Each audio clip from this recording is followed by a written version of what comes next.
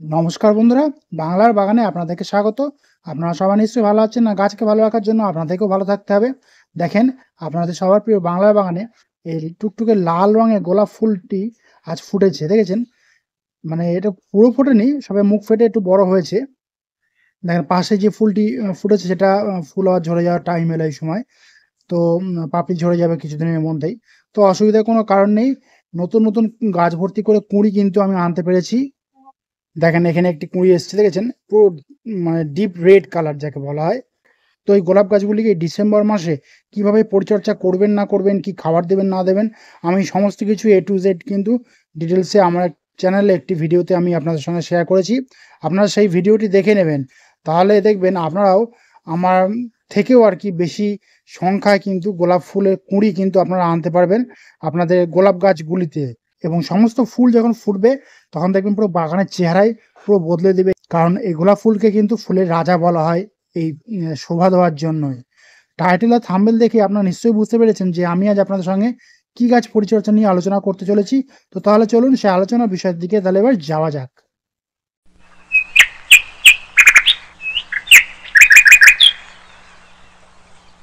দেখেন, এগুলি হলো জায়ান্ট ভ্যারাইটি চন্দ্রমল্লিকা ফুল গাছ। আমি আপনাদেরকে দেখিয়েছিলাম এই গাছের চারা কিভাবে রোপণ করবেন, কেমন ধরনের মাটিতে রোপণ করবেন না করবেন। তারপরেও দেখিয়েছিলাম কিভাবে এই গাছে কুঁড়ি আপনারা সহজে আনতে পারবেন। এবং এই গাছে যে একটি করে কুঁড়ি নিয়েছি, সেই একটি করে কুঁড়ি আপনারা কিভাবে নেবেন সেটিও কিন্তু আমি আপনাদের সঙ্গে শেয়ার করেছিলাম। আশা করি সেই ভিডিওগুলি আপনারা দেখে নিয়েছেন এবং আপনাদের বুঝতে খুব সুবিধা হয়েছে। এবং আপনারাও আপনাদের বাড়িতে এই জায়ান্ট ভ্যারাইটি ফুল গাছ বসিয়েছেন, একটি করে কুঁড়িও কিন্তু আপনারা রেখে দিয়েছেন আশা করি। যখন ফুল ফুটবে তখন দেখবেন এই ফুলের এত যে সৌন্দর্য, সেই ফুলের সৌন্দর্য আপনারা দেখে আপনারা নিজেরাই অবাক হয়ে যাবেন।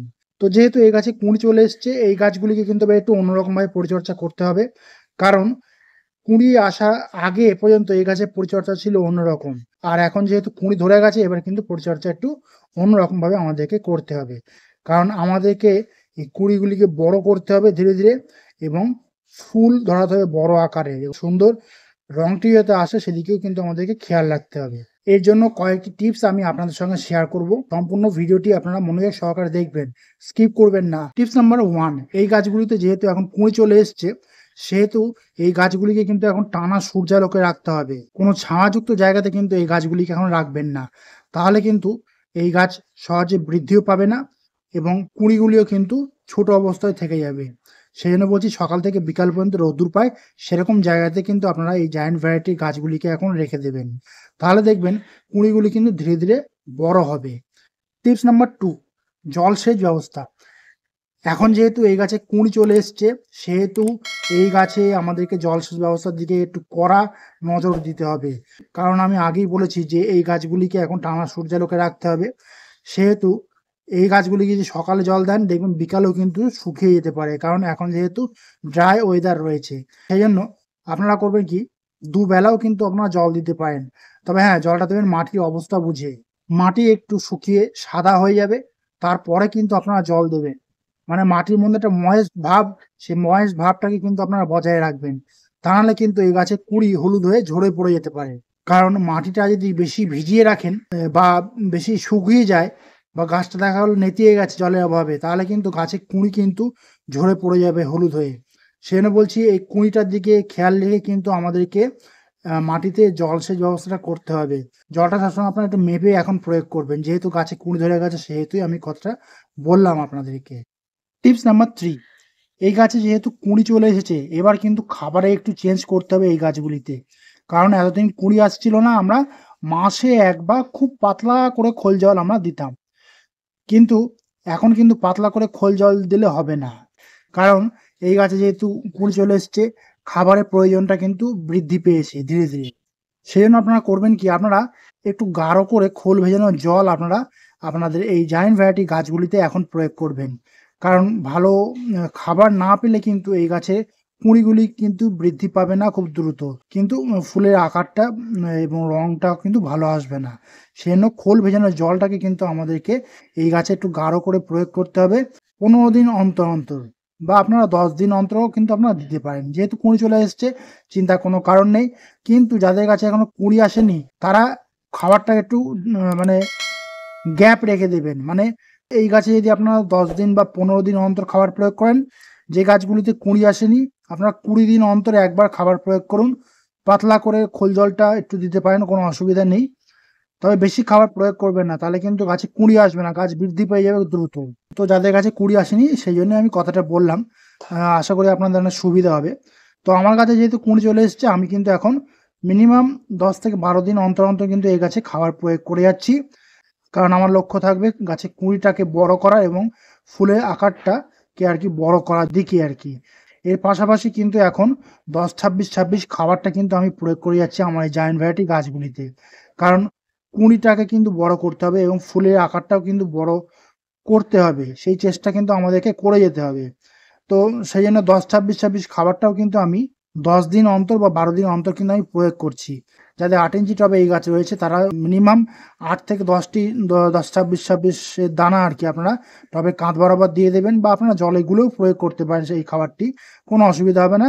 আর যাদের মাটিতে এই গাছ রয়েছে তারাও কিন্তু এই খাবারটা একই রকমভাবে প্রয়োগ করে যাবেন, তাহলে দেখবেন কুঁড়ি কিন্তু ধীরে ধীরে বড় হবে এবং ফুল যখন ফুটবে সাইজটাকে কিন্তু খুব সহজেই বড় করা যাবে। আর এর পাশাপাশি আমাদেরকে কিন্তু এই গাছে একটু এমওপি প্রয়োগ করতে হবে এখন, কারণ এমওপি না দিলে কিন্তু ফুলের রঙটা কিন্তু স্পষ্টভাবে ফুটে উঠবে না এবং ফুলের আকারটাও কিন্তু ছোট থাকবে আর কি। সেই জন্য আমি করছি কি, আমি মিনিমাম মাসে 2 বার অর্থাৎ 15 দিন অন্তর অন্তর কিন্তু আমি এই এমওপিটা আমি আমার যে টবে আর কি গাছগুলি রয়েছে সেই টবের মাটিতে আমি প্রয়োগ করে যাচ্ছি। জলে একটু গুলে নিয়ে আমি গাছে দিই। আমি করি কি, আইসক্রিমের চামচে 1 চামচ 1 লিটার জলে গুলে নিই, নিয়ে ওই যে 1 লিটার যে জলটা হলো আর কি, সেই জলটাকে মিনিমাম 3টি বা 4টি টবে আমি ভাগ করে দিয়ে দিই, যার ফলেই কিন্তু কুঁড়িগুলি খুব ধীরে ধীরে বৃদ্ধি পাচ্ছে এবং ফুল যখন ফুটবে রংটাও কিন্তু এর ফলে স্পষ্টভাবে ফুটে উঠবে। আর যারা এমওপিটা ইউজ করতে চাইছেন না তারা করবেন কি, 0050টা যেটা ফোলিয়ার স্প্রে, সেটাও কিন্তু ইউজ করতে পারেন। আপনারা 1 লিটার জলে 2 থেকে 2.5 গ্রাম মতো ভালোভাবে মিশিয়ে নেবেন, নিয়ে আপনারা সম্পূর্ণ গাছটিকে পুরো স্নান করিয়ে দেবেন, তাহলে দেখবেন একই কাজ কিন্তু হবে। আপনারাও 0050টা 10 থেকে 12 দিন অন্তর আপনাদের গাছে প্রয়োগ করতে পারেন। টিপস নাম্বার 4, এখন যেহেতু এই গাছে কুঁড়ি চলে এসছে, এই গাছে কিন্তু অনুখাদ্য কিন্তু আমাদেরকে প্রয়োগ করতে হবে এই সময়, কারণ অনুখাদ্য না দিলে কিন্তু গাছের সমস্ত রকমের পুষ্টিমূল্যের চাহিদা কিন্তু পূরণ হবে না, ফলে কিন্তু মানে ফুলের আকারটা আর কি বা সাইজটা কি কিন্তু মানে বেশ বড় করতে আমরা পারবো না। সেই জন্য অনুখাদ্য আমরা প্রয়োগ করব এই গাছে। 1 লিটার জলে 2 থেকে 2.5 গ্রাম মতো অনুখাদ্য গুলে নেব, নিয়ে আমরা গাছের গোড়াতে তো দেবোই, আর বাকি অংশটা আমরা সম্পূর্ণ গাছে স্প্রে করে দেব। তাহলে দেখবেন এই অনুখাদ্যের থেকে আর কি গাছ সমস্ত রকমের পুষ্টিমূল্য খুব সহজেই সংগ্রহ করতে পারবে এবং এই পাতাগুলিও দেখবেন এরকম সবুজ থাকবে। টিপস নাম্বার 5, যেহেতু গাছে কুঁড়ি ধরে গেছে, গাছগুলিও বেশ ভালোই বড় হয়েছে, সেহেতু কিন্তু আমাদেরকে এরকম একটা কাঠি এখন কিন্তু এই গাছের সঙ্গে বেঁধে দিতে হবে, তা নাহলে কিন্তু গাছটি হেলে পড়ে যাবে এবং গাছটি দুমড়েও মানে ভেঙে যেতে পারে। সেই জন্য এরকম একটা কাঠি বা শক্ত কোনো লাঠি আপনারা বেঁধে দেবেন গাছের সঙ্গে, যাতে গাছটা এরকম স্ট্রেট কাট দাঁড়িয়ে থাকে এবং ফুল ধরার পরে মানে তখন যে আর কি ওয়েটটা হবে, সেই ওয়েটটাও কিন্তু গাছ খুব সহজেই ধীরে সুস্থে সামলাতে পারবে খুব সহজেই।